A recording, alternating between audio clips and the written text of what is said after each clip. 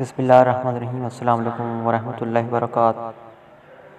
सामीन मुअज़्ज़म, इस वक्त आपको मेरे हाथों में एक छोटा सा गिलास नज़र आ रहा होगा, इसमें आपको शरबत भी नज़र आ रही होगी। मैं इस गिलास को थोड़ा सा टेढ़ा करता हूँ। ये देखें, जब मैंने गिलास को टेढ़ा किया तो आपको महसूस हो रहा होगा, आप देख रहे होंगे कि ये जो है ना गिलास किनारों से बहराने की कोशिश कर रहा है, क्योंकि ये अब लबालब भरा हुआ नज़र आ रहा है आपको। ये देखिए, मैं गिलास को नीचे उड़ेलता हूँ। ओह, इस तरह तो कपड़े ख़राब हो जाएंगे। ये देखें, मैंने उड़ेल दिया। नहीं दोस्तों, ये देखें।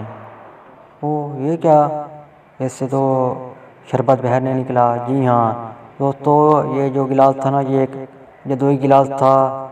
ये एक वेज गिलास था, इसमें शरबत तो थी, आपको नज़र भी आ रही थी, लेकिन ये नीचे नहीं गिरी। ये था जदोई गिलास। ये किस तरह जदोई गिलास था, कैसा जदोई गिलास था, इसके बारे में मैं फिर कभी आपको बतलाऊँगा।